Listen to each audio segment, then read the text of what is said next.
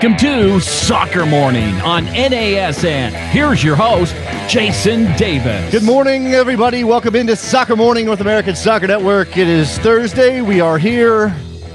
Going to talk some soccer. It is officially 1 week until kickoff at World Cup 2014 in Brazil. If you are a football, soccer fan of any stripe imaginable, you are excited. You have to be. Are there people hating on the World Cup? I follow some Brits. I follow some Englishmen. And I think I saw there was an undercurrent of World Cup hate happening. I don't know where this was. I don't know how big it was. But that kind of boggles the mind, doesn't it? To be how sad of a person you have to be to hate on the World Cup. Or in this country, I suppose, and this is the other thing that's going to happen as we get closer and closer to this tournament starting. The outright soccer haters in the United States are going to start coming out. Don't be the. I did a Twitter search today just because I wanted to see. I'm not gonna point out anybody's comments. You know exactly what I'm talking about here. Do a Twitter search for something like ESPN and soccer and see the people complaining. The usual sentiment being, "Stop shoving soccer down our throats, ESPN. Nobody cares." And rather than focus on those people and them being stupid, well, I mean, yeah, that's mean, I suppose. They have a right to their own opinion. I don't think ESPN's shoving anything down anybody's throat because there is an audience. We know there's an audience. And I think what this illustrates, rather than any issues of soccer hate and the way the game has to go, what I think it illustrates is that we, in this country, and I think around the world, this is probably true as well, it's hard for us to see outside of our little bubbles wherever we live, whatever we do. There are people in this country, in the United States, who really believe that nobody in America cares about soccer. You and I know that's wrong. You and I know that's completely untrue. But in their little world, and yeah, it's on them to go educate themselves and to pay attention and to see what's actually happening rather than be deluded into the belief that soccer doesn't matter in America. That's on them. But sometimes we live in a bubble in the soccer world where we think soccer's way bigger than it might actually be. The truth is somewhere in the middle. Because we live in a vast country with all of these various pockets of interest and different cultures within cultures within cultures. Anytime we talk about this monolithic American culture, we're saying it wrong. We're flat out being wrong-headed about the way we look at America. Not to make this into a big sociological discussion here. But as it relates to soccer, it means that we, as soccer fans, see things one way within that soccer culture, and the people who are not soccer fans, who hate on soccer, they live in there. They see things a different way, and maybe they live in a part of the country where that's true, where soccer is not of any consequence whatsoever. There's some willfully ignorant people out there. There are people who live in towns with MLS teams that do very well. There are people who live in places where soccer is a big deal at the youth level.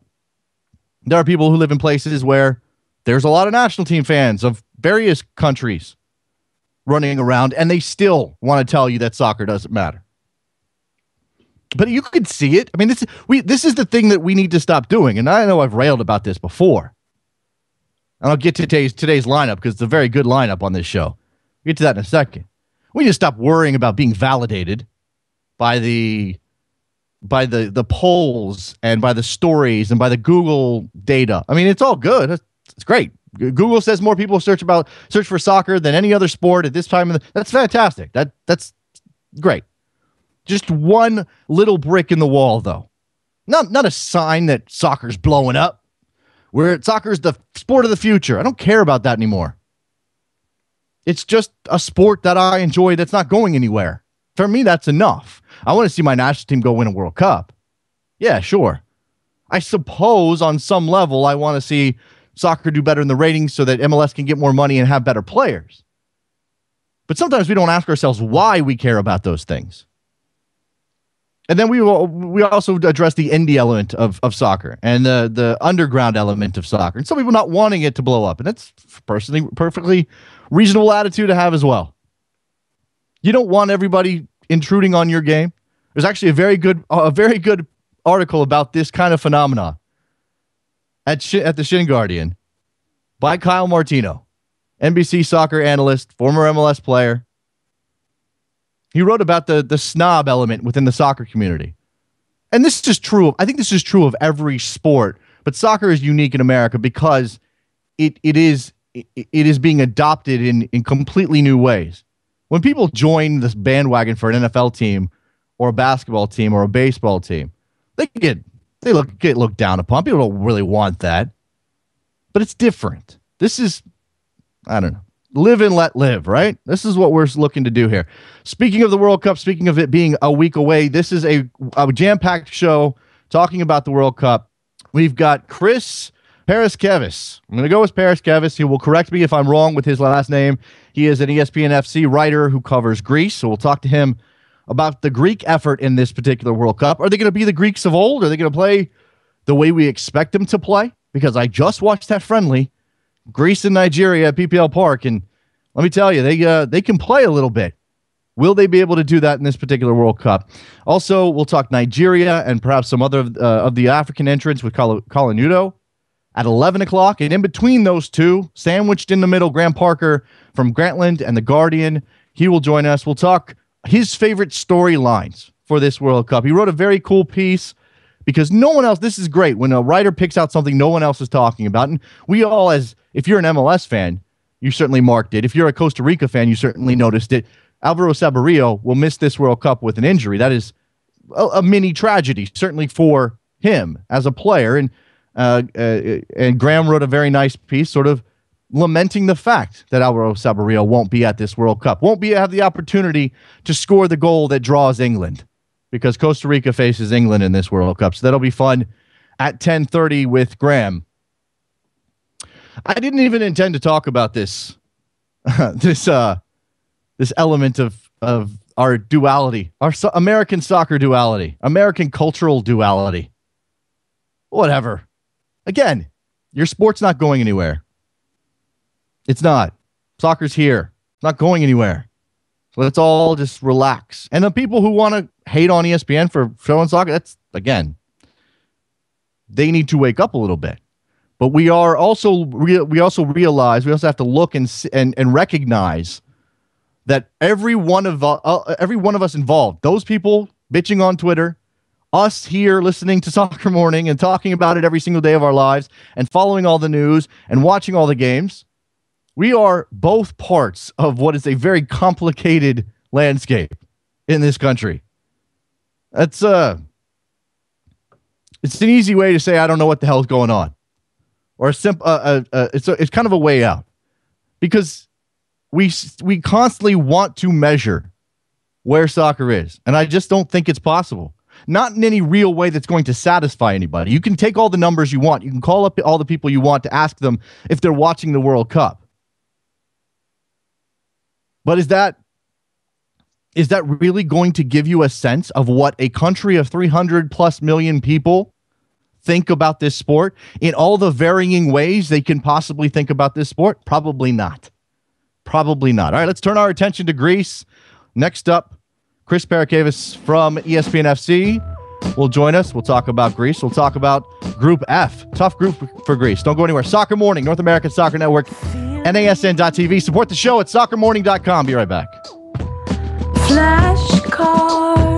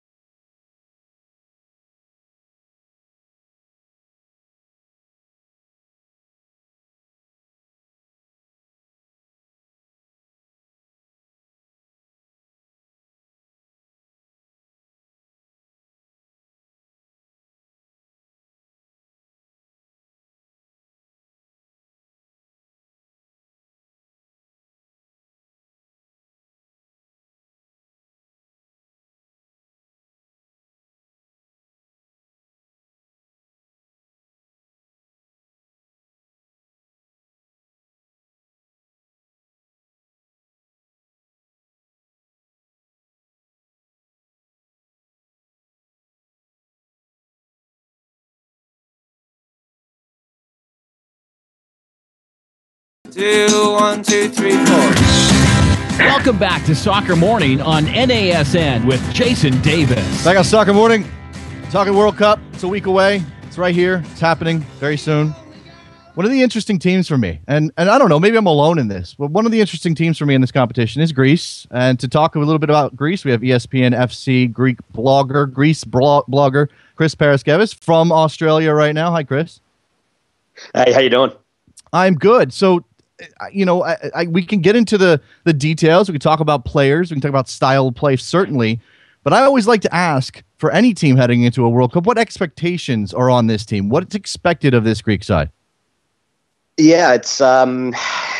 Greece are in their third World Cup now. Their first was in '94, and it wasn't the happiest of times. They went to the tournament with a promising young squad and ended up going home having not won a game and conceding 10 goals in 3 games. In 2010, Greece went to South Africa having not scored a goal or won a game at a World Cup, and they achieved both those feats by beating Nigeria 2-1, but lost their other 2 games in pretty disappointing fashion. So I think we're at a stage now with Greece at their third World Cup where fans will maybe expect is a strong word, but they'll definitely hope that Greece can get out of a fairly even group and get into the knockout stages. Is that where are the elements that we're going to be paying attention to? There is this sense that Greece, obviously off of their victory in the Euros 10 years ago, everybody expects them to be this extremely defensive team that relies on set pieces. Is that still what we're going to see out of the Greeks? I just watched them in a warm-up friendly, Chris, where they look like they can play a little bit if they want to. Yeah, you're probably referring to the Nigeria game, yes, which was in Philadelphia, was it like 2 days ago, and I saw the same game. And you're right, Greece were a lot more, shall we say, proactive than their reputation suggests. Nonetheless, that's an anomaly for Greece, that sort of performance. They still sort of tend towards the more defensive style of football because that's their strength. That's what they've been doing for the past, decade and perhaps a little bit more than a decade, and it's what brings them their results. They can do what they did against Nigeria and play a little bit more enterprising under their current manager, Fernando Santos. So it's not quite as defensive as it was and, focused on set pieces as it was in 2004. But having said that, let's not kid ourselves. Greece aren't going to go out there and be playing, tiki-taka football and imitating the likes of Spain and Germany. They're going to do what they do best and stay organized and hope to hit teams on the break. That's the nature of their football at the moment. I suppose that being said, there is obviously a lot of space between tiki-taka and what I might call Greek catenaccio. This is they if they need to be proactive to find a goal, they're capable of it. And I suppose that the question then is, which players are they going to turn to be their creative influence if they need to go find a goal?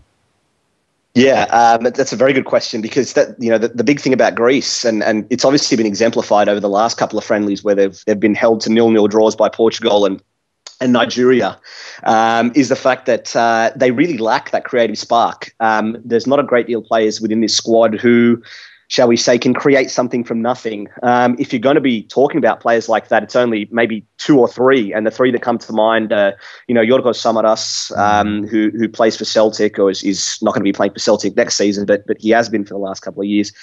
You've got Kostas Mitroglou, who sort of is a striker for Fulham, and I know his job isn't to create, but he's got an X factor that other players don't have. And the third one is Yorgos Karagounis, who's been the captain for the past couple of tournaments, and he's definitely a player who can thread a ball through for a striker or create something when things aren't going right. He sort of tries the audacious. There's a fourth player as well who sort of burst onto the scene in the last couple of friendlies, and his name's Ioannis Fetfadzidis. He won't be too well known to most neutrals, but he's only 23 years old. He's coming off an excellent season in Italy. He was previously at Olympiacos, who are the Greek champions. He's shown a lot of spark in the last couple of games, and it's something that Greece haven't had for a long time. And you might find that he's actually going to be a surprise inclusion for the first game against Colombia.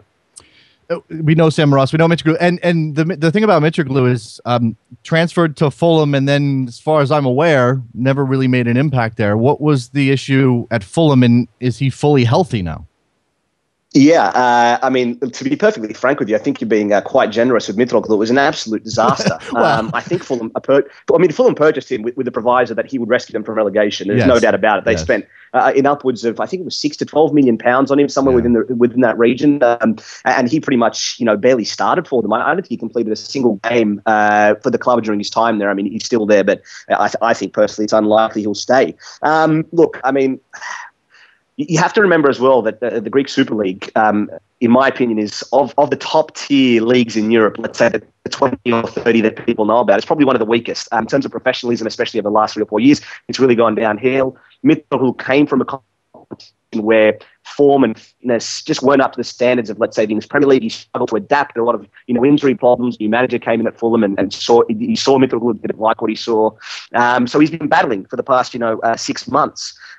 His form has really suffered in the last friendlies. In the last couple of friendlies, he's struggled for touch and really sort of gone in games. But the good thing for Greece is that he's starting. Okay, our connection to Australia is going in and out just a little bit. I seem to have lost Chris for the moment. We'll see if it comes. Are you there? All right. The connection is being just a little dodgy, Chris. Are you with me? Okay. Well, let me see if I can get Chris back on the line. In the meantime, looking at what Chris has to deal with his connection. We have to deal with talking about Greece and their. Yep. Are you there with me? Yep, I'm still here. Okay, it's technology. It does what it wants to do. So we've outlined some of those issues, and clearly the Greek Super League and the struggles and the financial issues that the league is facing obviously have an impact on the quality of the players coming out of that competition. But that's where Greece is going to turn for most of their players. Let's talk about this group: Group C, Colombia, Japan, Cote d'Ivoire. Starting out with the best team in the group, or the presumed winner of the group, Colombia. Is that good or bad for the Greeks? The Greeks over the past, pretty much it's a staple in Greek football. It might come from, the Greek mentality, which tends to be a little bit more relaxed in the workplace in general, to be perfectly honest with you. Greeks are really slow starters at major tournaments. Well, the Greek team is a notorious slow starter. It was the case in 2010 and 2012 as well at the European Championships. So, in that respect, it's a terrible draw for Greece. I mean, they're coming up against a side who, probably have the most firepower out of all the teams in their group. Having said that, the one sort of silver lining for Greece is that, Radamel Falcao is out. He's out with an injury. He's not at the World Cup. And Colombia, I saw the press conference where they announced that he wasn't going to be playing. It was sort of had the air of like a funeral. You know what I mean? And they'll be shaken psychologically. So perhaps that's the small tipping point that Greece need in this opening game. To actually sort of get them over the line and get them motivated, because usually, Greece are very slow starters and it cost them dearly at World Cups. So this time around, maybe with Falcao's injury, these players will sort of think we got a chance to start on the front foot for a change.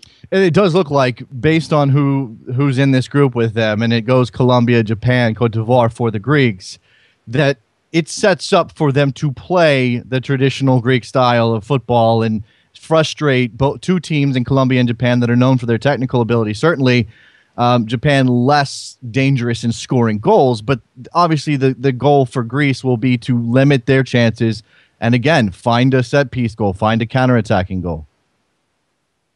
Yeah, that's right. Greece, again, look, regardless of the group that Greece would be in at the tournament, I think there's no doubt that they'd approach cautiously. I wouldn't say that it's going to be completely defensive. Maybe sometimes people get caught in a bit of a stereotype with Greece in saying that, they're going to only rely on set pieces, but it'll certainly be a situation where Greece will take care of their defense first and attack later, if that makes sense. Maybe wait for a period in the game where they can get on the ball. I've seen the Japanese play quite a few times over the past 4 or 5 years. They're a side that does like to move the ball around very quickly, and they're very technically proficient. But where Greece will obviously have an advantage is in size and in going forward on set pieces. The Greeks, they're a physical side. They're difficult to deal with in the air. They're a very tricky opponent. In the sense that perhaps they're difficult to break down. They may not put you under pressure defensively, but when they get that chance from a set piece or going forward on the break, they tend to take their chances. So Greece will play percentage football, and they'll hope that it works, particularly against Colombia in the first game. They really need to start positively. Where would you have them? you could see either any of the other three teams finishing second in this group. So I suppose that in that way, it's very difficult to try to determine who's going to come out. But do you have them as potentially advancing in the second position, or do you see Japan or Cote d'Ivoire nipping them for that spot? Yeah, look, to be perfectly honest with you, this is going to sound really left of field, but I mean, I wouldn't be surprised if Japan and Cote d'Ivoire actually come out of that group ahead of Greece and Colombia, the way things are going. You know, Colombia's preparation, I know it sounds crazy, right? But Colombia's preparation hasn't been particularly good. You know, they actually kind of remind me of Greece a little bit, to be perfectly honest. They sort of put all their hopes on one particular star striker. I mean, it's Falcao and Mitroglou. There's no comparison, obviously. One's world class and the other sort of an up-and-comer in European football. Mm-hmm. You know, Cote d'Ivoire and Japan, they shouldn't be overlooked in this group. They're quite dangerous. And Greece, I have to say, traditionally they have struggled against, Asian teams. The last World Cup, they lost to South Korea in their first game 2-0. They didn't like the fact that the South Koreans have a lot of energy in midfield in particularly. The Greeks, they've got aging legs in midfield. And, teams like Japan are going to love playing against Greece. They're going to love being able to move the ball around and hold the ball for long periods of the game. Mm-hmm. You may find that Greece actually are better suited to playing against a team like Colombia than they are against South Korea against Japan, for example. So, Greece could finish anywhere from first in this group to fourth. It wouldn't surprise me either way. It's just that type of group for me. The sort of tournament where you can imagine 4, maybe 6 points. I mean, if you get a couple of breaks, or 0 points, it's very possible. Exactly. Exactly. Greece could very well lose every game. It's just one of those groups, and Greece are one of those teams where if they're hot, they're hot, and if they're cold, they're generally pretty terrible to watch, and they'll go home really early. So it's anyone's game in Group C at the moment. I do agree with you. The psychological element of Falcao missing this tournament is something to be considered. But Colombia's got firepower. Jackson Martinez, I think, is going to have a fantastic tournament. So I'm looking forward to seeing what Colombia can do without Falcao. While we are missing the star and people are lamenting that fact, there are opportunities for other players to come through, and Colombia has some of them. Let me take this to a philosophical question for you, Chris, because this season, and this is not a new topic necessarily, but this season has been marked by the constant push-pull between teams that want to pass the ball around and be proactive and attack versus parking the bus or putting 10 men behind the ball. However you want to describe defensive football or ultra defensive football. And while you said that there are some stereotypes that might not apply, and Greece isn't going to be ultra defensive, it's varying degrees of defensive. Is there any discussion within Greece or among the fan base that they would like to play a different style of football? Is it just sort of accepted that this is what we need to do to be successful? Yeah, sure. I mean, that's a good question. I could talk about this for hours, but I'm assuming I'm going to put everyone to sleep. Us Greeks and our philosophy. Look, I mean, to give a bit of context before I even talk about the fact that people are obviously going to be clamoring for a more attacking style of football, you got to remember that Greece, with Euro 2004, they reintroduced to a certain extent defensive football again in Europe. It became vogue, man marking and putting players behind the ball and playing on the counter and focusing on set pieces. And what you're seeing now is just, and then Italy obviously won the World Cup in 2006, with a similar but slightly more refined style of football. They invented it in the first place, but that's besides the point. Within Greece, I think what you'll find is fans aren't necessarily saying, let's play ultra-attacking football and cast off the shackles and, throw 3 or 4 players up front and play total football. What they are asking for, though, and this is the main complaint with the Greek sides over the past, 2 or 3 major tournaments, is that the side's a little bit old. Okay. I mean, you're not going to be able to play extremely proactive football and move the ball quickly if you've got players who are, pushing 35 or 36 or 37 in the case of Karagunis in the midfield. So that's the main complaint from Greek fans. To be perfectly honest, though, when it comes to sort of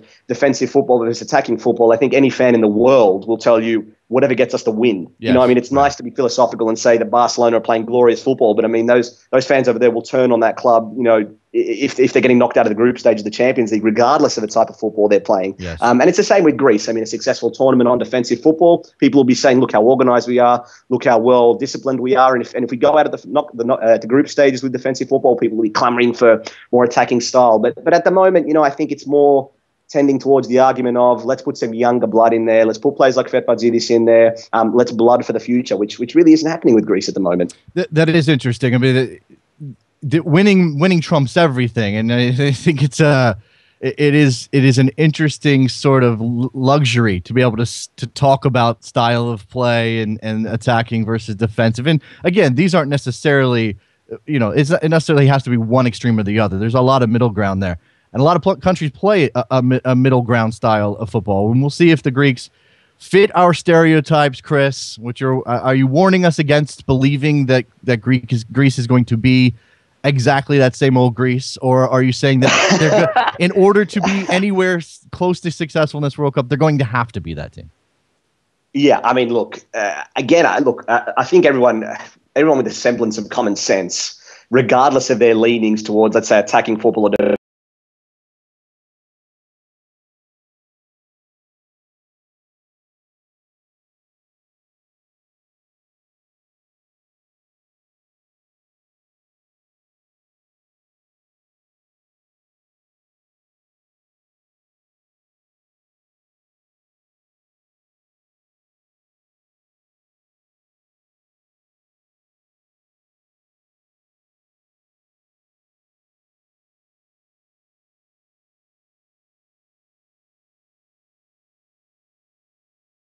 typical Greek performance, because Nigeria, I mean, they're not looking particularly good themselves. They're quite disjointed, and the interesting thing, I have to point this out, against Nigeria, I know we mentioned the game before, Greece opened up and played a more attacking style of football and pressed a lot higher up the pitch. But when they did that, they suddenly became very suspect defensively. And the thing about Greece is they just don't have the quality of players to do two things. The first thing is they don't have the legs. These players are older. They don't have the legs to go box to box and be quick in transition, attack and defend, and play like something a little bit more close to what we call total football, in inverted commas. And the second thing is these players just aren't good enough to play very good attacking football. I mean, they may be able to get, one or two goals against one of these teams like Nigeria, but it's equally as likely they'll concede two or three. So what you've got is, a squad of players who are very limited in their ability relative to, a team like Colombia. I mean, even though they're missing Falcao, they've got, Carlos Bacca playing for them, and he won a UEFA Cup in Sevilla. You know what I mean? So, I mean, they're a great side. So, Greece are going to look after their own backyard. They're going to play to their strengths. They're going to be sensible about it. I mean,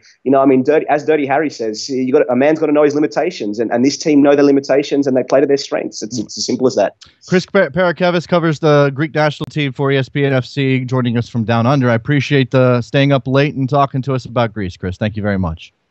No worries, guys. Take it easy. All right, let's take a break. When we come back, we're going to grab Graham Parker of Grantland and The Guardian. We'll talk a little World Cup storylines with him. Don't go anywhere. Soccer Morning with American Soccer Network, NASN.TV.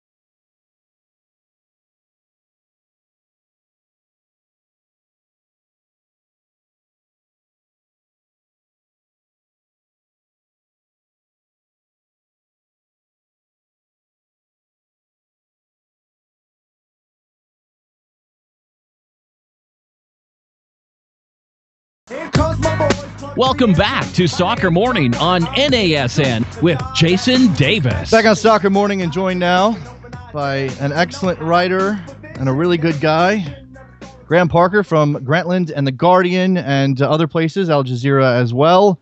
Follow him on Twitter. It's Kid Vale. It's Kidweil. Graham, how are you, sir? I'm very good. Thank you, Jason. So we're a week away from the World Cup, and I sort of commented yesterday that we're going to get a lot of these fluff stories, a lot of the nonsense stories, which include things like, will players be allowed to have sex at the World Cup, and which vaguely religious figure has put a curse on what player, and potentially what animals are picking what teams to win, Graham. But I do like the notion of talking about the actual players, and even players who aren't going to be there. And you wrote a very nice piece at Grantland on Alvaro Saborío, the RSL striker, Costa Rican striker, who suffered an injury, will miss this tournament. And it's got to be heartbreaking for him. And I enjoyed your little fantasy of Alvaro Saborío against England. This is the sort of thing I think American MLS fans should be paying attention to a little bit, don't you think? Yeah, absolutely. I mean, I was really sad not to see him go because it was going to be his chance at a World Cup, and he's one of those players. I mean, I think I sort of refer to it as one of those minor wonders you have to put in your sticker album is to see Alvaro Saborío take his one chance to score a goal in a game, and so that was kind of this little reverie that I'd had about the England match with Costa Rica. Wouldn't it be nice to see that? And boosterism is sometimes questionable, but I'll admit I'd like to see MLS get a little pub every now and then, Graham. So if Alvaro Saborío had gone to the World Cup and managed to do something, particularly against a side like England, that would be notable. Yeah, absolutely. I think that it was basically the story kind of first started when just after the World Cup draw, and I think Roy Hodgson was being interviewed, and he was being asked about Uruguay, and he was being asked about Italy, and he was sort of saying that he didn't know much about Costa Rica, kind of like it was the most natural thing in the world, which it sort of is, I guess, if you're based in Europe with one of the sort of nominal superpowers of the world or whatever. But it just made me a little sad, and I kind of got on my MLS hobby horse a little bit to kind of go, well, let me tell you something, sir. So, I kind of was thinking about that, and I was just thinking about certain England performances that I've seen in the past where they've come up against teams where they're already looking past them to the next game they're playing. They're just sort of waiting for the goal to come, and then when it doesn't come, they get really frustrated. And I just had this image of another free kick being defended and punted up the field whilst England's furrowed brows watched it go over their heads, and the ball landing at Saborío's feet and him knocking one in, which is kind of what he does. And I have to admit, it kind of made me smile. I think as an MLS fan, particularly if you like RSL, I mean, Alvaro Saborío has kind of come along as this. For a little while, he was a frustrating player, particularly for Costa Rica, some pretty egregious misses, but so capable of that one moment that you just put all of that hope into him. And when you see it unfold, it's almost as if you can predict it's happening before it happens. But then you sort of wake up afterwards and say, wow, did he just do that? I think it's interesting to consider from the England perspective, Graham, the notion of these prevailing narratives, and I don't know, stereotypes the right way to go, but we expect England to struggle against a smaller side. We expect Italy to start slow. We expect, I don't know, the Greeks to play ultra defensive. I just got done talking about them, so that's why I mentioned them. France to have internal strife. I mean, all of these things. Are you more fulfilled when those things happen as a writer, as an observer of the game, or do you like to see teams go against the grain and sort of buck the notion that they're going to fall into these same traps every time? There's a game that England have in every tournament where they suddenly play out of their skins. And it's the game they get knocked out in. Germany against Germany in 2010. It's Germany, it's Argentina, it's Portugal, and suddenly you go, oh my God, Owen Hargreaves, what a player. And so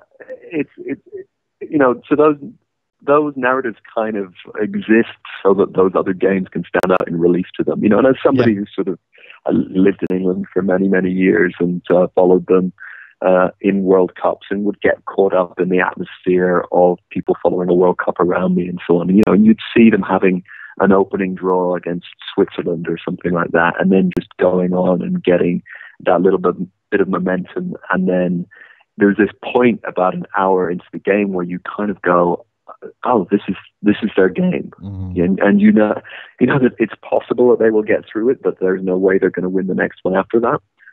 It's just that game that happens in certain tournaments where you go, this is the game that is going to symbolize this tournament for the next 4 years for this team. Now, obviously, you have your memories, and you lived in England for a long time. And I am viewing this. Both of us now are viewing this from the other side of a vast ocean.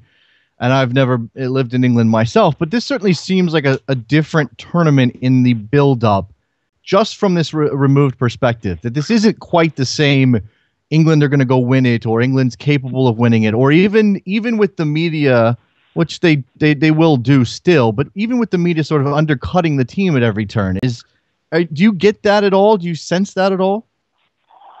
Yeah, I do get some sense of that, because it feels like finally, you look down through that roster and you see that the likes of Lampard and Gerrard kind of stand out, not as typical of this generation of players. They finally look like the older generation of players. There were new ones coming through. There's not necessarily a huge amount of expectation for them, or players have been on their off even in this last year. So it's actually, it feels like, I don't want to say the dead wood, because there've been some great players and great servants for that team, but they are being cycled through now. So hopefully there's maybe a little bit less pressure on this side right now. Less pressure, but perhaps more appropriate excitement about that next generation. And it'll be troubling if Alex Oxlade-Chamberlain is going to miss the group stage, which I'm looking for an update. He did pick up an injury against Ecuador. But there's that feeling. Wilshere and Oxlade-Chamberlain and several other of these players, Ross Barkley and Leighton Baines, these are players that you can put some of that hope into while acknowledging that they're not ready to be world beaters yet. Yes, and I think that England at the moment, Greg Dyke with his initiative for trying to get these B teams off the ground and so on. In some ways, England, in a different kind of way, are wrestling with some of the technical development questions that the USA so sort of famously torture ourselves with. That's a kind of an interesting moment. They're trying to work out, how do we bring these young players through? And actually, in some ways, does it mean a tournament where you go in with realistic expectations, but you do bring a generation of these young guys through, partly for the greater good, which is, of course, I believe one or two people have mentioned this about what Jurgen Klinsmann is doing. It's interesting for me because, as I say, I grew up in another footballing culture and know that history and know the kind of focus and expectation people put on the tournaments. And there's always a temptation to go, no, we just have to put the absolute best 23 players in the country out there right now. Sometimes I think some of the coaches have to make those hard decisions about bringing players through. That is the nebulous element of building a team, making a team out of parts that aren't necessarily always individually the best parts. It's inaccessible to us as fans, and we can't see what's happening in a locker room or on a training pitch. And the coach, therefore, has a lot of leeway in that way. And I think that you mentioned the United States and what Klinsmann is doing. I think that scares a lot of people. Yeah, I understand that because I think that it's different if you are. Greg Lalas was on a panel with me a couple of weeks ago, actually, the one that I wrote that story about, and he mentioned, the Brazil in 1994 taking Ronaldo to the World Cup and using him and giving him experience, despite the fact that he didn't play a minute. But that was then benefited them down the line. Very different for a team like Brazil or arguably even England to be able to do that with their younger players than perhaps the USA, which are just trying to take that step to having serviceable depth and having a system of depth, not just depth in we happen to have 30 given players at any given time who happen to be usable. Let me ask you, what would the English, and this may have been asked and answered, and I'm just not aware of it. What would the English press, how would the English press respond to Roy Hodgson saying categorically we cannot win the World Cup the way that Jurgen Klinsmann did months ago and apparently is causing a furor now? I think, I'm actually a little stumped on that one because okay. I can't. That's fair. Can't imagine him. I sort of can't imagine him saying it. Right. Right. Which, in turn, that would sort of lead you to conclude that I would be condemning Jurgen Klinsmann for saying it, which I'm not quite going to do. No. I think that Klinsmann has had a difficult task, or he's taken on a difficult task in terms of him being the punch bag for some necessary development to take place in the US, and he's had to say some certain things, he's had to do certain things that have been kind of uncomfortable. Where I do come down on him a little is I think that he's occasionally taken a little bit of unseemly glee in doing so. So I agree with that. That's where I'm a little critical. I agree with that. Yeah, I do think he has this. I called him chaos when he left Landon Donovan off the team. I think he likes to cause. He will frame it as putting people outside of their comfort zone in an effort to make them better themselves. He says this about players all the time, Graham. But I also think he just likes to cause chaos. And he gets up in front of the press sometimes, and I'm sure you've seen him do this personally, and it's lecturing without lecturing in some ways. Yes. I mean, he's tricky to parse in some way. I did a one-on-one interview with him around about a month ago, which is, I think, actually just coming out this week on The Guardian. And, you're standing there talking to him, and he will kind of giggle at odd moments. So, for one thing, you're not entirely sure when he's being serious, or he will make a kind of faintly damning phrase that sort of slips out with a smile, and you're not quite sure if you actually heard correctly, and you play the tape back and you go, oh, he did say that. So I think that for one thing, he kind of evades interrogation on the spot. Sometimes it's only afterwards that people go, hang on, what does that transcript say? But yeah, he does have the urge to lecture sometimes, and I think also he slips in and out of being an outside observer when it suits him, back to somebody who is implicated within the whole project and owns it. So at certain times he will sort of step back and claim this macro world football perspective, which I think is probably when he ends up getting in trouble. It's interesting I very much look forward to your interview with him. But in the last couple of days, we've had pieces from Sam Borden at the New York Times in which the thesis was Jurgen Klinsmann is taking American soccer to a more European place. Subsequently, the Wall Street Journal dropped an item, a story. I don't remember who wrote it, and I apologize for that. That says that Matt Fetterman. Matt Fetterman, right?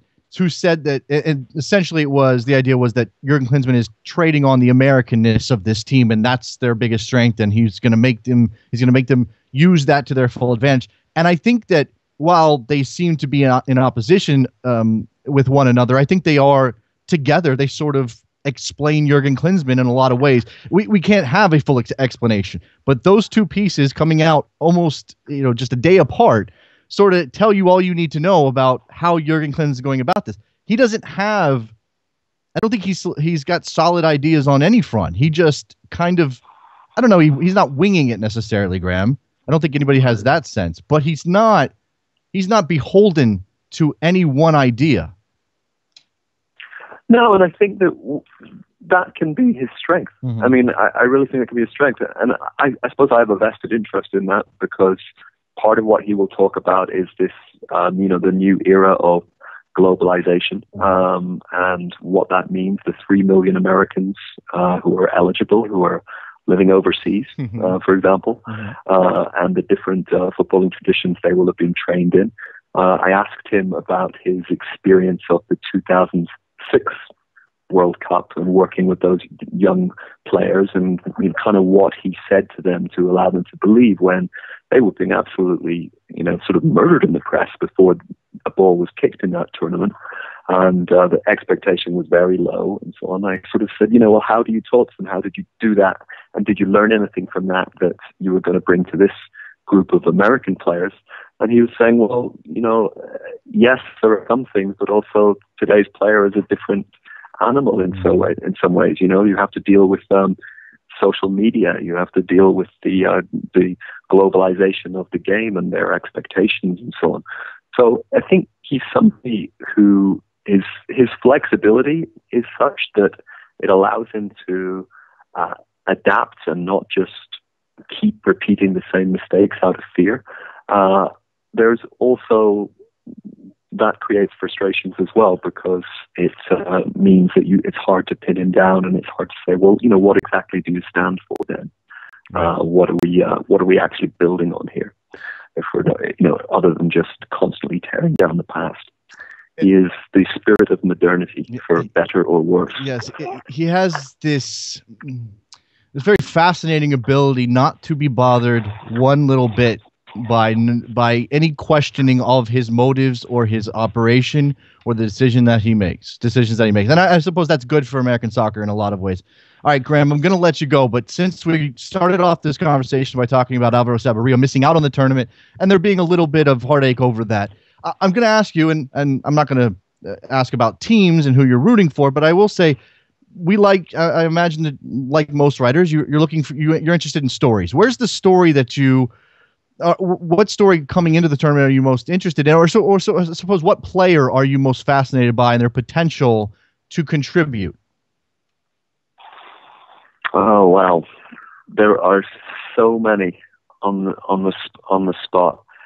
Let me just let's just wave the MLS flag a little bit. In fact, let's even just go back to RSL and just say that I was really happy that Kyle Beckham made the squad. Right.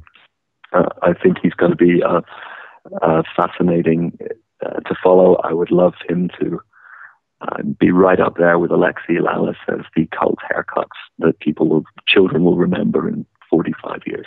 Yeah, the dreads become iconic. That's what we're looking for. That's what we hope. Absolutely. Graham Parker from Grantland and The Guardian, doing a lot of excellent work. I look forward to that Klinsmann piece. Thank you for your time, as always, Graham. Thanks a lot. Thanks, Jason. All right, there goes Graham Parker. Follow him on Twitter. It's Kidweil. It's Kidweil. He is a must-follow during the World Cup. He does fascinating, excellent work on MLS.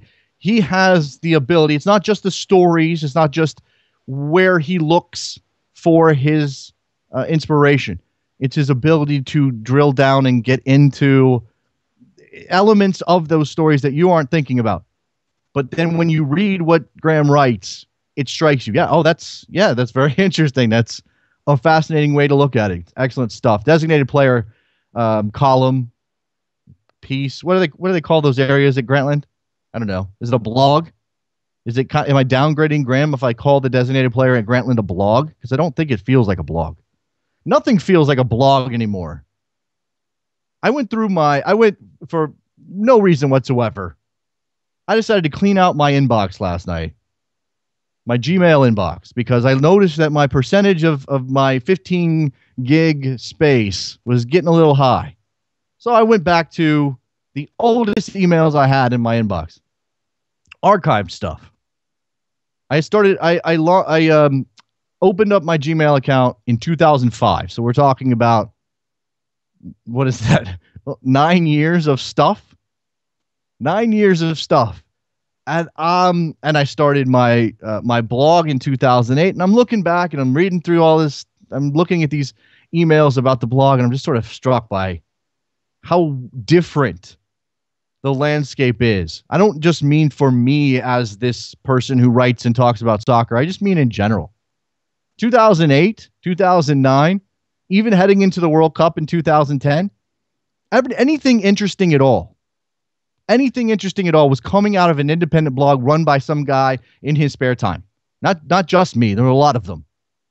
And some of those blogs still exist. There's a handful out there that still exist. And I'm sure people are starting blogs every day. And I do not envy them whatsoever because I don't know how you break through anymore.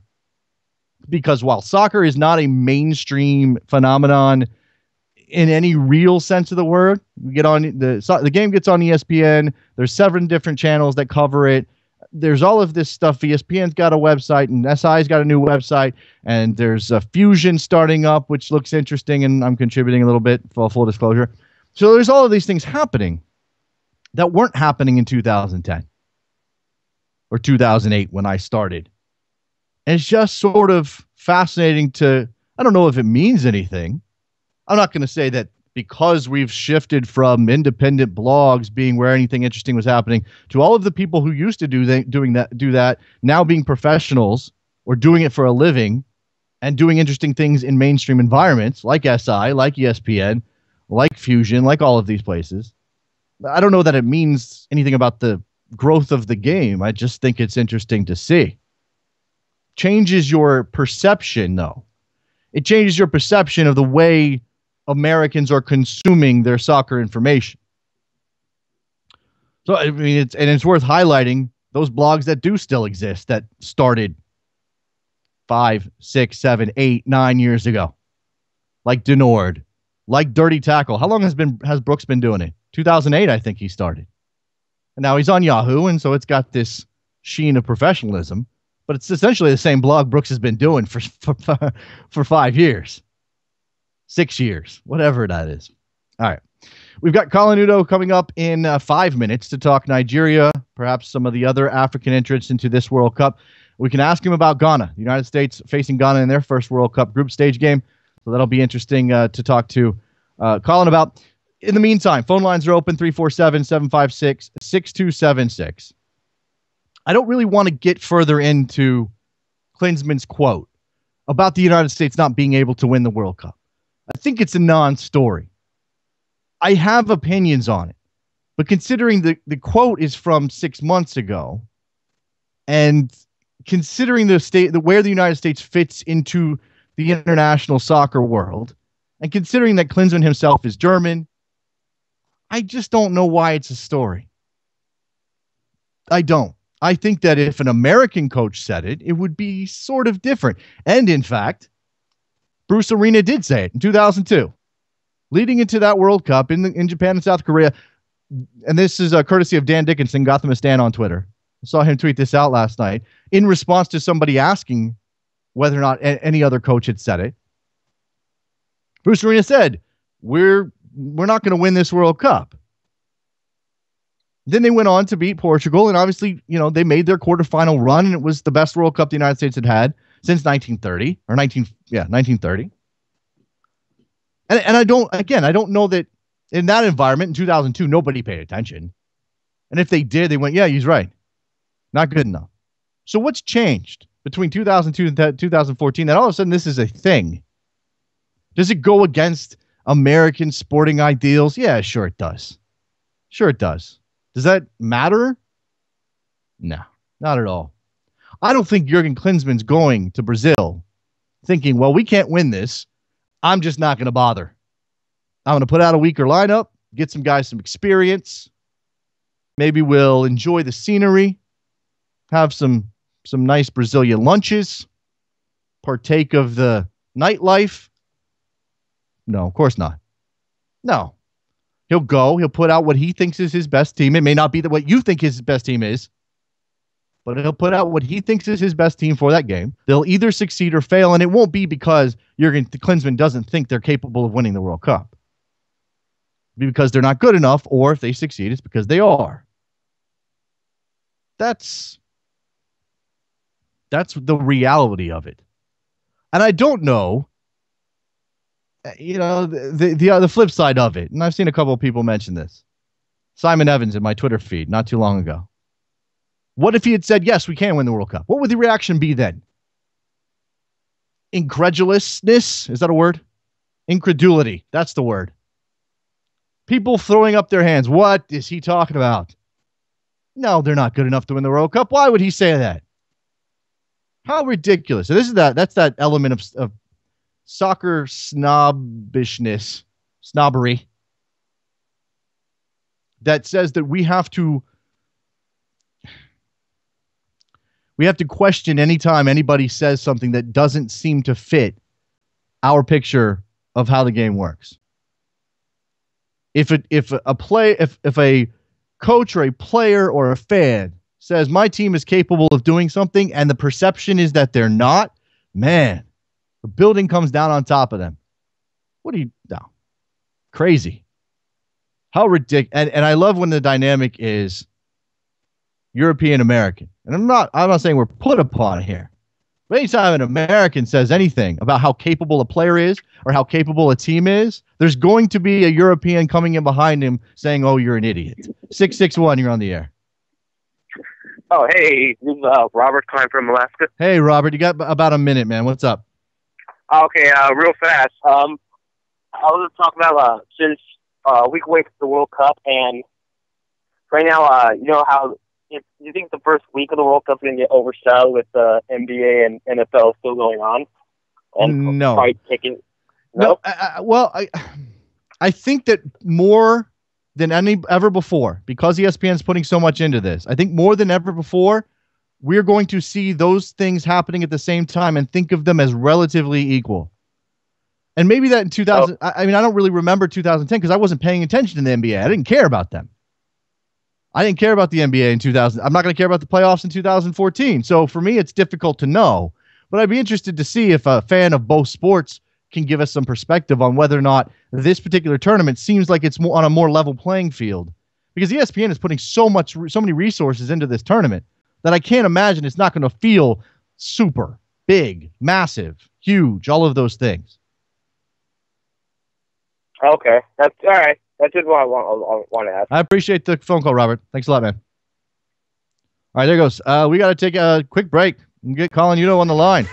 We'll talk about Nigeria, talk about Ghana, Cote d'Ivoire, these teams in the World Cup from Africa. Don't go anywhere. Soccer Morning, North American Soccer Network, NASN.TV, soccermorning.com. When the last time you heard it like this? If good girls get down on the floor, tell me how low will a bad girl go? She probably pick it up, drop it down.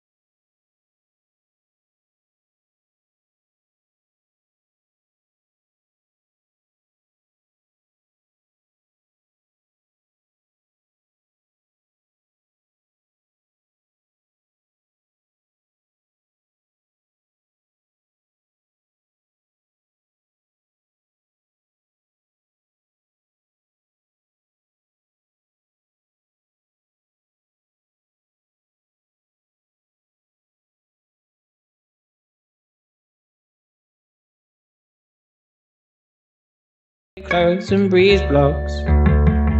Shivers in your fever, scream me again. Never kisses, or do you ever send a full stop? Welcome back to Soccer Morning on NASN with Jason Davis. Back on Soccer Morning. Happy to be joined on the telephone. From Jacksonville, Florida. I cut that off pretty quickly. Colin Udo joins us on the phone he's in the States covering Nigeria at the moment. Hi, Colin. How are you? I'm fine. Thank you. And you? I'm good. So you're in Jacksonville ahead of USA Nigeria on Saturday. Just witnessed Nigeria play Greece in Philadelphia. I watched some of that game, Colin, and it was a scoreless draw, but it certainly seemed like that game was going to deliver some goals. What did you take away from it from a Nigerian perspective? Yeah, I mean, you do expect goals on Nigeria, especially when you look at sort of team that was lined out there. If you look at the game against Scotland, it was basically a B side, and the coach was probably looking to see performances on players he wanted to cut and who he'd keep for the final 23. But the game against Greece was more like what you'd probably see bar one or two, maybe that would probably be the starting lineup against Iran. So we did expect a bit more, but we have to look at it and think this is the first time that team is playing together in months. Mm-hmm. So maybe things were a little bit scratchy, patchy in bits. But I think by the last 20 minutes, they did come together. So it's something that we can be happy about. Look, the lack of goals was not something to cheer for anyone, but I think the way they played last 20 minutes was much better. This particular Nigerian team, Colin, what are the expectations? Argentina, Bosnia, Iran in the group. Oh, yeah. I think, look, everyone expects that if the team play to their potential, like they did the last 20 minutes against Greece, then they should be able to get a win against Iran. The general level of expectation in Nigeria is that the team should get to at least second round to start with, and then from there, anything is possible. When we look at this team, I mean, it's littered with talent, but obviously when you're playing in a World Cup, it's not always just about talent. It's about the cohesive nature of the team, and a lot of these tournaments, it's about defending. Are there issues with this Nigeria team that could potentially become problems, especially against attacking sides like Argentina and Bosnia? I think the strongest part of this team is the defense. You've got two great goalkeepers in Vincent Nyama and Austin Ejide. Vincent, as you know, I don't need to tell you, kept 13 clean sheets in France. 11 of those were consecutive. Ejide also kept about 10 clean sheets in total in Israel. And these are two very experienced goalkeepers who've been at the World Cup. This is their third World Cup and counting. So you're talking very vastly experienced players. When you look at the back line, they haven't conceded that many goals. I mean, the centre-back partnership of Meru and Obabun has been really, really good. So the strongest part of that Nigerian team, you've got to look at is the back four. So they won't concede too many goals. The real issue is scoring goals. They don't score too many. I think they've only scored what? The most they've scored is 3 goals in one game. 4, I think, I beg your pardon, in one game. Otherwise, it's been 1, 2 goals. So I think straight forward is where Keshi needs to work on, and that might be where the problem is. If they don't score enough goals and they concede 1 or 2, it might be curtains. So where do they turn? I mean, who is capable of carrying that load? Victor Moses, Odemwingie, Shola Obi, I don't expect is the player there. Who's going to carry that load? That's Emmanuel Emenike. I mean, whenever he's around, Nigeria almost always scores goals as long as he gets the supply. I think against Greece he was cut off. There wasn't that much supplies coming in. But he's the man who can get goals. They won't get to, gets to double figures whenever he plays in the league. But I think he's been away from the national team for a long time. So the Greece game was him trying to find his feet. He was trying to do too much. His first touch was poor. Ball kept getting away from him. So, but the thing is, once Odemwingie and Emenike can get together and gel properly, you will see the goals flowing in. And then, of course, there's Victor Moses, who is the man who has the X factor about him and can do anything at any time. Is Victor Moses? This is my perception, and maybe I'm wrong about this, Colin. Is he a frustrating player in some ways? Well, sometimes. I mean, you look at a player. I think that there's a little bit of the idea that maybe sometimes he gets carried away and doesn't really play for the team because he picks up. Well, yeah, you want someone who can run at people, commit them, win fouls, win free kicks, but the reason why, I mean, football is a team game, it's an 11-man game, and you want everybody pulling together in the same direction. So sometimes Victor Moses sort of loses sight of that, but I think Keshi is someone who knows exactly how to get the best out of his players, and I think as we go into the World Cup, I think Moses will get Moses playing more for the team and less, for himself. What is it going to tell you? Iran would be an expected win or a necessary win to get out of the group. And then I suppose you hope for a win against Bosnia, but absolutely need at least a draw, and then go into the Argentina game with it not necessarily impacting your advancement. Yeah, I think the good thing is they play Argentina last, so by then they would know exactly what they need to do. But one thing is certain, and which is that 2 wins are essential if they must get out of the group before facing Argentina. So like you said, a win against Iran is vital, necessary. and then a win against Bosnia is imperative. Because, I mean, Bosnia would probably also get a win against Iran. And then the Argentina game is one where you look at it and think, okay, anything is possible. But Bosnia play Argentina first, and depending on what result they get, then it's easy to know what's going to happen next. But if Bosnia lose to Argentina, then Nigeria will have to lose by a lesser margin or draw if both sides play a draw in the second game. So the thing is, right now, it's in everybody's hands. Win the two games, Iran and Bosnia, and go to the next round. We draw against Bosnia, and then you start looking for, trying to not get a bad result against Argentina. It changes the whole dynamic, that game against Bosnia, because if it will come down to goal differential, more than likely come down to goal differential if the game is a draw. When this draw came out, Colin, what was the reaction? Was this thought of as a relatively good draw for Nigeria, or were there some concerns over it? Oh, yeah, no, I mean, I think everybody was happy with the draw. You've got to look at it and think, well, it's a very good group. It's the kind of group that you think you can progress from anybody at all. So everything is in your hands. If you're at your best, you go through. If you're not, you go back home. So when the draw came out, I mean, it's as good as anyone's likely to get, except maybe you look at the Ivory Coast group and think, well, that's slightly easier. But otherwise, you look at the group Cameroon are in and you shudder. You look at the group Ghana are in and, you don't even want to think about that. So, I think this was as good a draw as anybody was likely to get.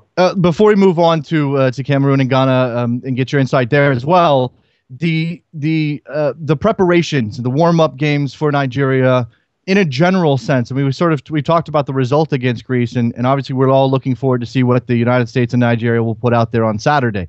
But the general sense, and you mentioned not playing together for months and having to build that team element in a short time span ahead of the World Cup. How has Keshi managed it? How have they done so far, coming together, even beyond the field in a in a camaraderie element? Yeah, I think you've noticed that Nigeria were, I think, the last team to get into close camping. They started on Sunday 25th, and everybody else. But Keshi is very big on team ethic rather than an individual game, and he wants the team to play professional football. That's why in his post-game press conference, he said the first half, most of the game, the team didn't play their game because they couldn't keep the ball and they couldn't get behind the opposition. So I think what he's going to be working on, focusing on doing training, is keeping the ball, getting the passing right, and creating chances. Because I think the most troubling thing about the team on Sunday was the fact that they really did not create any chances. In other games they've played, they've created chances. Putting them away has been a bit of a problem, but at least they have created chances. Against Greece, they barely created anything. So I think that was a big worry for Keshi, and that's what he's going to be working on. Otherwise, the more they get to play together more, the more they get those things right. And I think against the USA, I think the captain, Joseph Yobo, said it when I asked him and he said, look, that they've got to be at their very best against the USA. They've got to play one of their best games because it's the last friendly they've got before the World Cup kicks off, and they need to get the absolute best to make sure that they get a win. They do have a closed-door friendly with Belgium, but who knows what's going to come out of that game, and imagine substitutions will be liberal. When it comes to the United States, this game on Saturday, I imagine that the thought is, and certainly, Colin, the fans will think this as well in this country, that playing Nigeria is supposed to prepare us to play against Ghana. Is that something that will hold true, that playing against Nigeria is about the closest the United States will get to facing a team that will play like Ghana before the World Cup? Exactly. Look, Nigeria and Ghana are almost, cross-border neighbors, even though they're like, I think, two countries separating the two, Togo and Benin. But the styles are similar. Possession football is possession-based. It's physical. It's quick in places. So, yeah, if you're going to play any country in preparation for Ghana, Nigeria is as good as you can get. Now, moving on to Ghana and that Group G, and which is one of several very difficult groups in this World Cup. I'm starting to not want to call anything the group of death anymore, Colin, because we've just used it way too much.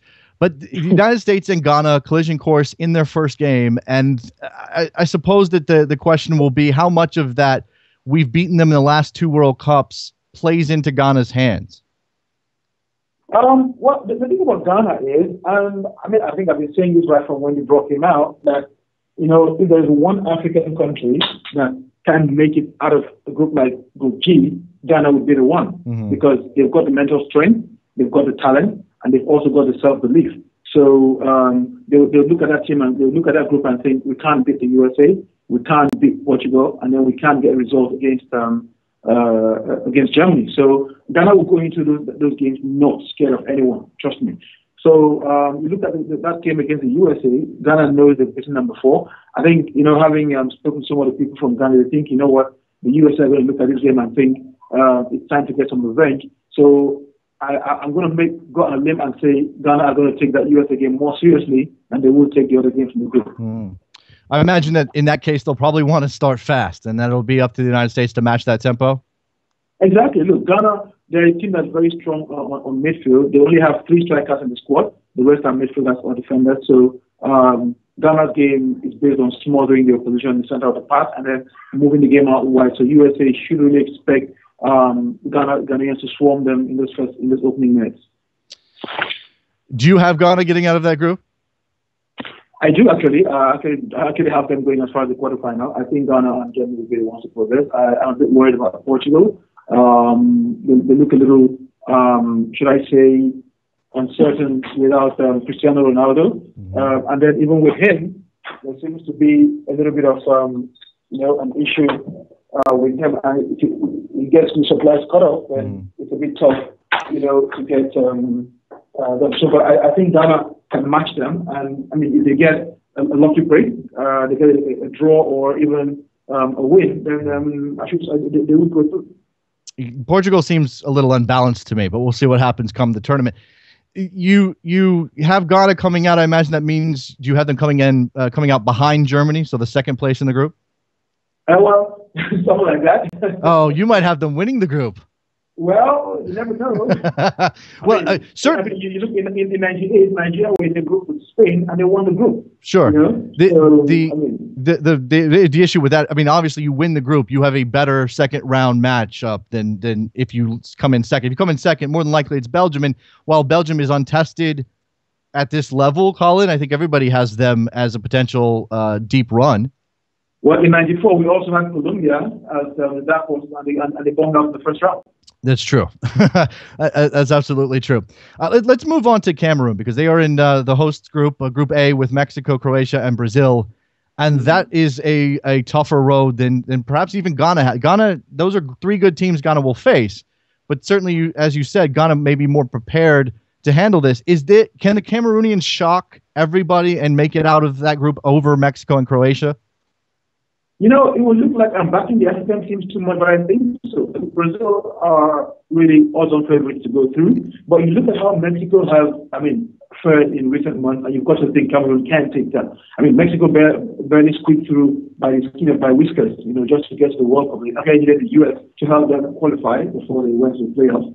So, and you look at Cameroon, everyone looks at Cameroon and thinks, they're a team in transition and so on. But you look at some of the talent in that Cameroon squad, and you've got to be worried. Samuel Eto'o is not, he may be getting on, but he still knows how to score goals. And then they've got Choupo-Moting, they've got a Song, you look at the club, they've got Cheju, they've got Basong. So some really, really good players in that Cameroon team. And, as long as they keep their international divisions locked away in some toilet somewhere, I think Cameroon can take Mexico. If they do get the result against Mexico, I think they will go through.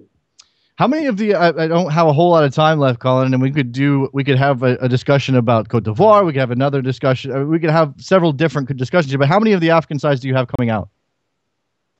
Algeria is the one that I really am not sure of because really, even during qualifying, you could see that they really were not among the best teams in Africa. They barely got through. So I'm really a little worried about Algeria. But I do see Cameroon going through. I do see Nigeria going through. I do see the Ivory Coast going through. Ghana is the one that might be a bit of a worry, but I'm hoping that they go through. So I'd say 4 out of 5. That would be a fantastic showing at the World Cup for Africa. And I've even seen some people pick Algeria as one of their dark horses to make it out of their group, Colin. And so that's the fun of it, right? We really don't know. And some of these groups are so balanced, it's going to make for an interesting tournament. Exactly, definitely. And that's why, this is going to be such a great World Cup because except teams that really go out there and shoot themselves in the foot. You have to look at it and think everybody has an equal chance of getting out because teams have improved.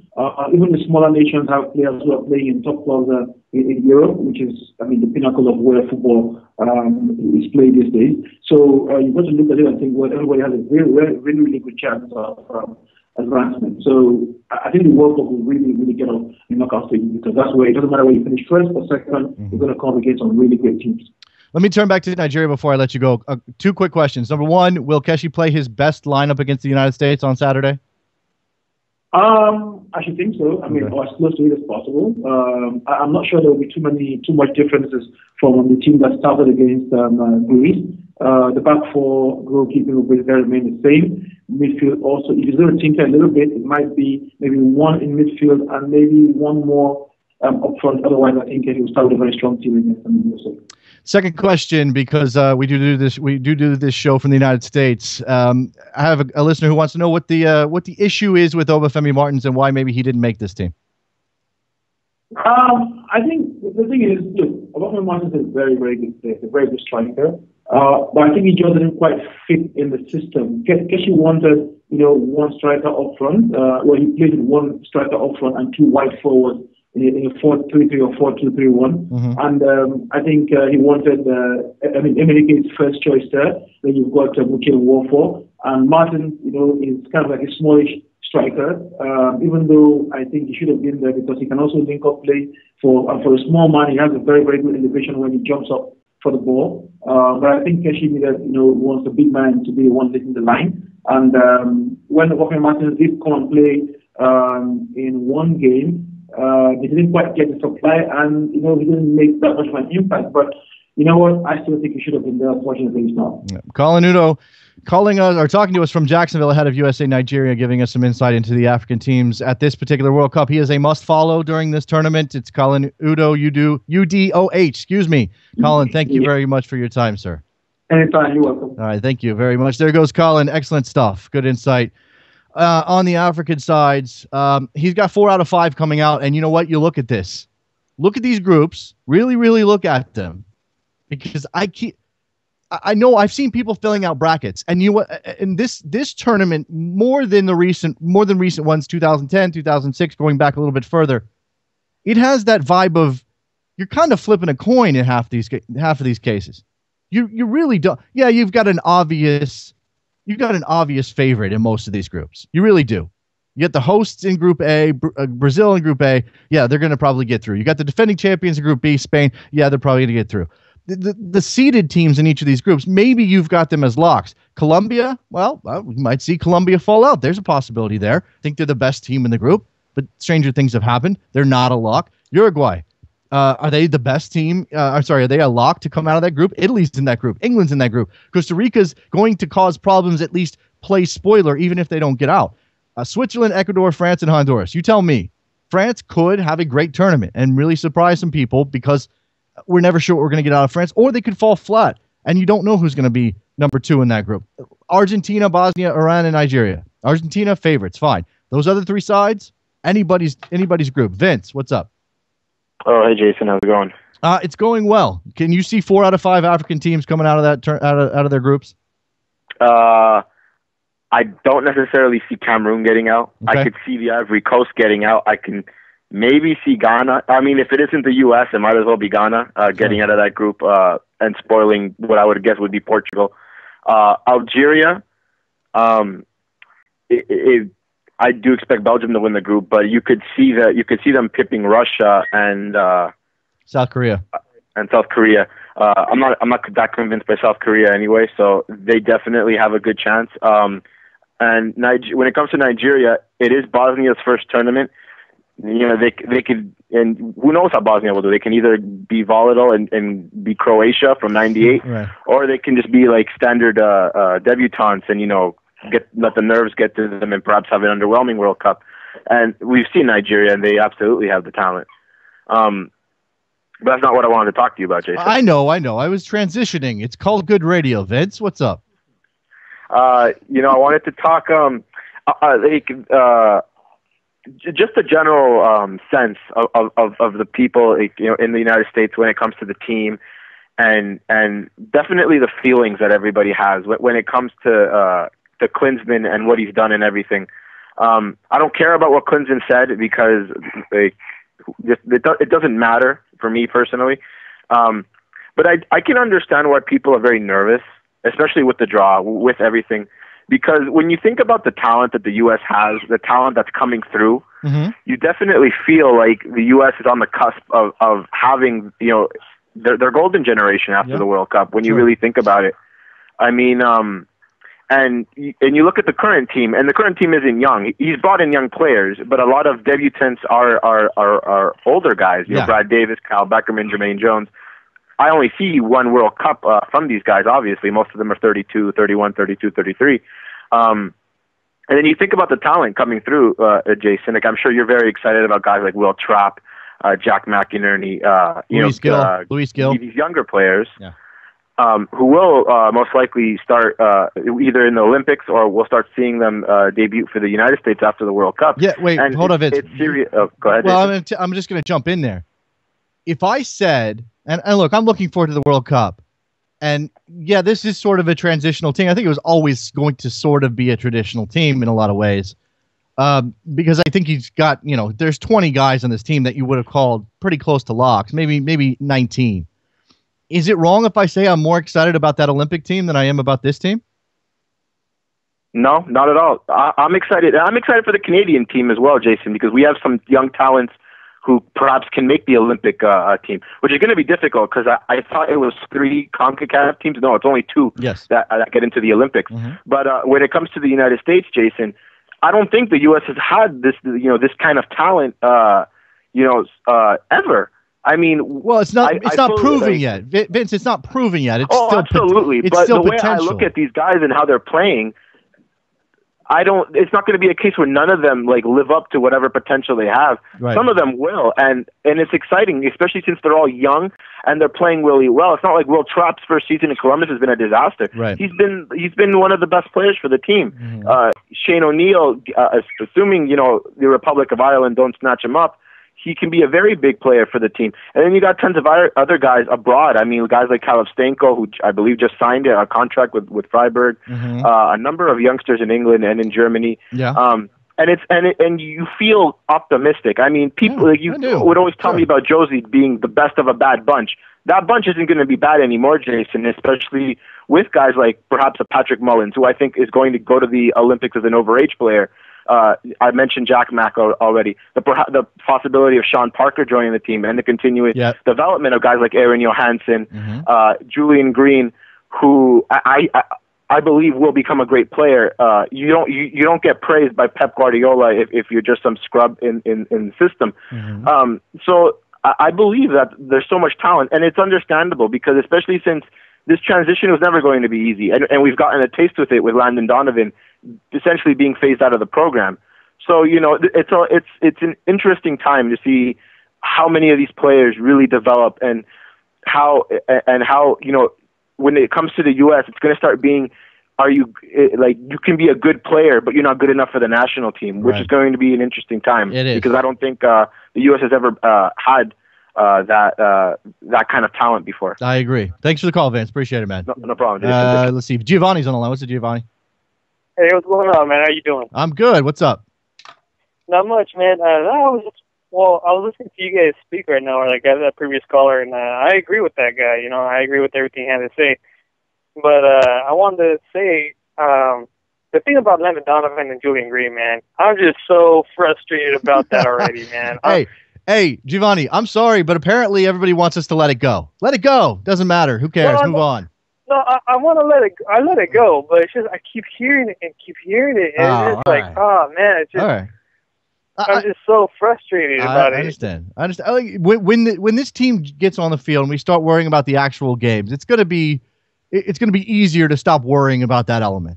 I mean, actually, if you are tired of any talk about Landon Donovan and being left out of this team and whether or not it was better to take Green over him or Davis over him, if you're tired of all of that, you want the United States to have a good World Cup. That probably means at least get out of the group stage, because then people won't say, well, if they had Landon Donovan, they would have done better, and we can avoid all that on the back end. Exactly. And the thing is that people don't understand that Landon Donovan is just an attacking player. He's not a defender. He's not. He's probably maybe not right this moment. And that's a thing that you have to consider. But over the course of his national team career, he allowed for a lot more freedom for fullbacks and midfielders because of his ability to track back. And one other thing, this had to get done, man. I mean, eventually it did. Arguments I had to get into with people because the thing is, Donovan's getting old. And this had to happen someday. Okay. It had to happen, whether it had been this World Cup, the next, previous, it doesn't matter. The fact of the matter is it had to get done, and people are just upset because it just happened right now. I understand that. Mm-hmm. But it had to get done, man. It had to be done and over with. All right. Thanks for the phone call, man. I appreciate it. All right. You're on the record. We got Giovanni on the record. I had Byron on the line. He dropped off. Just waited too long. Giovanni was too long-winded. I'm kidding. All right. That's going to wrap it up. Fantastic show today. Very much enjoyed that. Talking Greece with Chris Paraskavis. Talking general American soccer topics with our friend Graham Parker from The Guardian and Grantland, and talking about Africa with Colin Udo. Again, all three of those guys, follow them on Twitter. I think Chris is C. Paraskavis and Graham is Kidweil, Kidweil, and Colin is his name, Colin Udo. On Twitter. Absolutely go do that. All right. My last opportunity to remind you that this show is listener supported. We need your help to keep it going, to keep it rolling. We are sort of looking at an uncertain future in a lot of ways. Certainly the World Cup, we'd like to get through the next month for the World Cup and stick around for that. And then we will address some things on the other side. But if you love the show, if you like the show, if you enjoy the show in any sense, any way, shape, or form, please consider helping us out at soccermorning.com. You can subscribe, give a monthly contribution, or give a one-time contribution. You can sign up to contribute enough to pick the music for the day. Always fun there. You can, if you want to step up and contribute enough to be a guest host, please do that. More than happy to have anybody sit in who wants to be part of the program.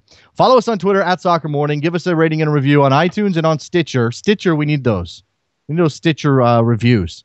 Stitcher sends out email blasts like, "This is the hot show. Will everybody listen to this show?" I want Soccer Morning to be on that show, on that email. That needs to happen. All right, it's going to do it for us. Thanks a lot, everybody, for listening. Tomorrow's what, Friday? It's been a long week already. Woo. Let's see it deck down. We'll be back. Talk to you then. Enjoy your soccer. Bye.